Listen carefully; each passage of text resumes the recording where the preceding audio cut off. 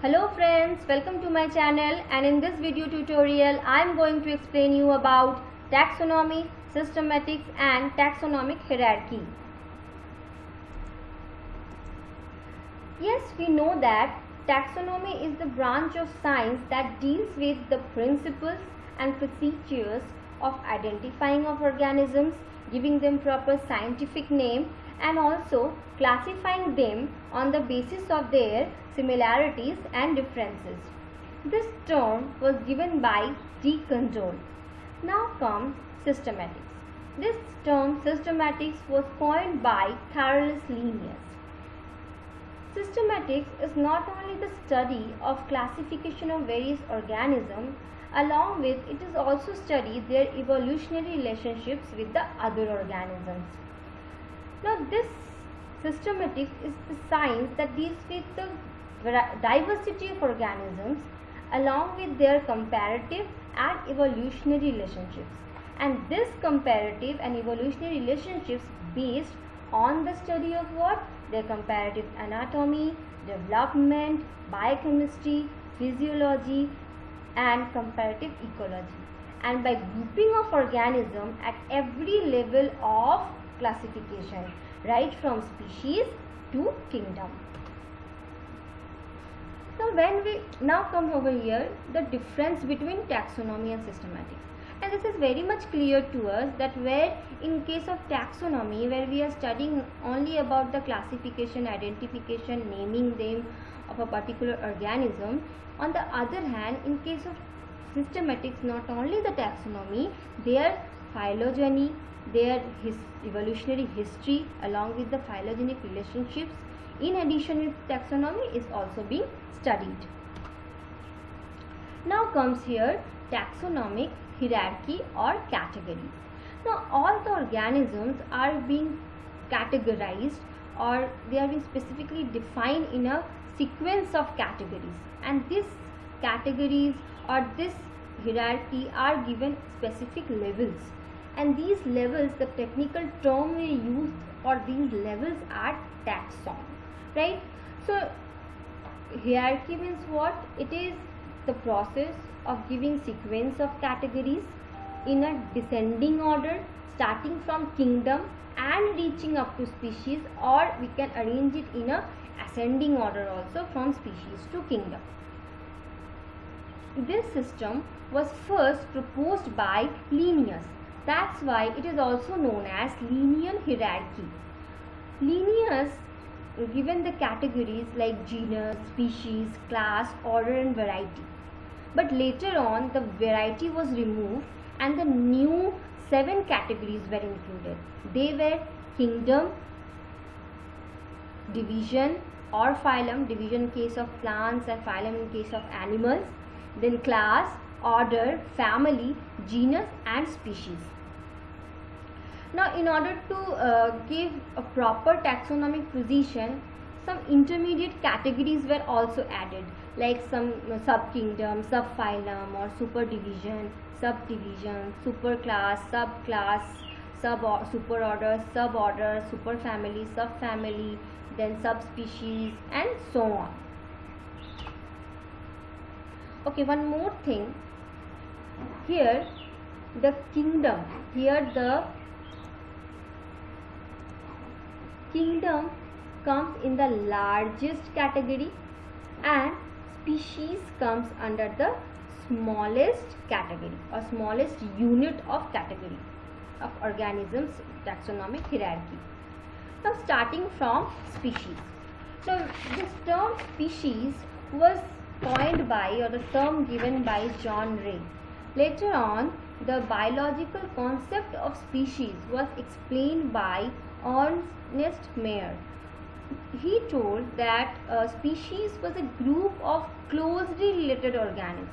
What is the meaning of closely related organism? Closely related organism means they are having a same gene pool, and these organisms can interbreed freely and produce fertile offspring.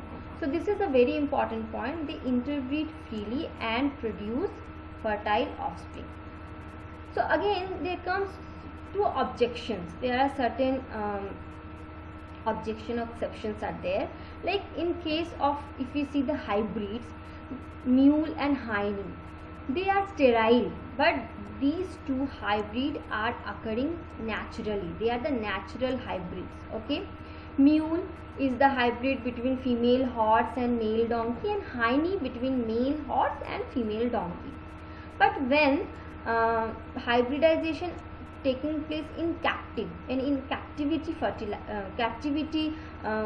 when this hybridization occurs, they are seen that stygon or liger becomes fertile. Okay, so they are done under captivity, where male tiger and female lion hybrid is stygon, and male lion and female tiger is liger, and these two are fertile. One exception. Another objection is that sexual reproduction is completely absent in certain prokaryotes and some protists. So here also some objections are there.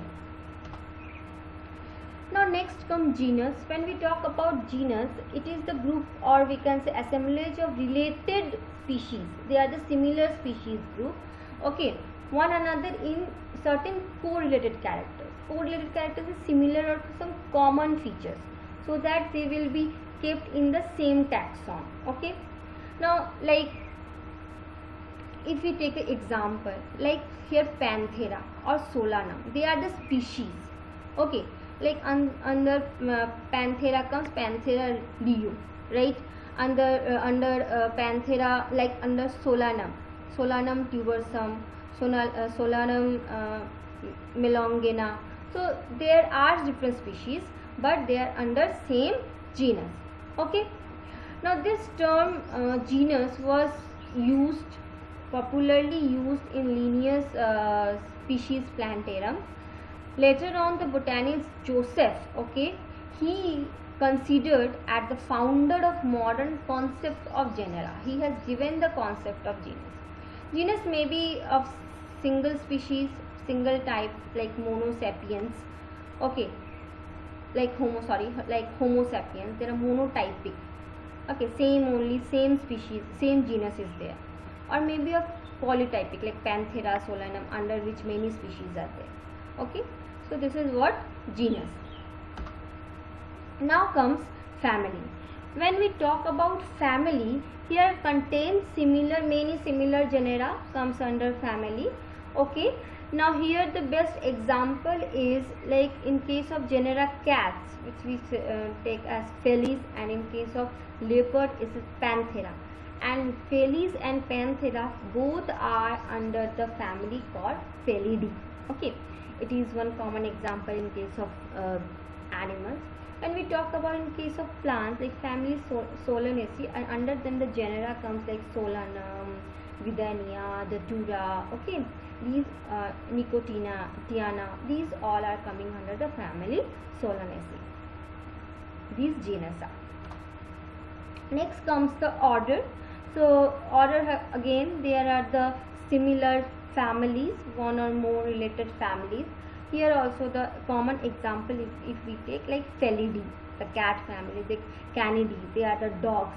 Both comes under order Carnivora. Okay, this is what Carnivora order. This is what common example we can say in case of order. Then if we study the class is what? Class is the similar orders. Okay, like both when we talking about Carnivora, or we if we talking about these rodents or like marsupials, these all orders comes under mammals. Okay, mammalia. Like here you will be finding many examples like class Dicotyledonsi, where Dicotyledons, all these names. Here several orders comes under Rosales, Passiflores, then Renales, and these all comes under class. Now another is division or phylum. Yes, here closely related or similar classes when come, and it is the category higher than that of class. Okay, here the common example like this, all mammalia, aves, reptile, amphibian, fishes, all are coming under chordata, like phylum chordata. Similarly, in case of division, phanerogames, under which comes gymnosperms, two classes of angiosperms are coming under it. Fine. Then when we are talking about finally kingdom, it is the highest category and which include plant kingdom, and all animals are belong to animal kingdom. So this is all about the taxonomical hierarchy or the categories. Now as I told you that these organisms, when we are keeping them in a specific levels, and these levels are given us technical name, and that name is what? Taxon. Okay, and this term was first time introduced by ICBN.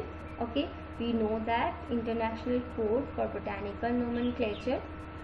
Mayer in 1964, he defined taxon to be a taxonomic group of any rank that is sufficiently distinct to be worthy of being signed to a defined category. Okay, after that Simpson, he recognizes taxon to be a group of real organism recognized as a formal unit of any level of hierarchical classification. So we can say taxon is the technical term used for the taxonomic categories or levels. Thank you everyone. In my next video, I am going to explain you about taxonomical aids. Thank you and stay tuned.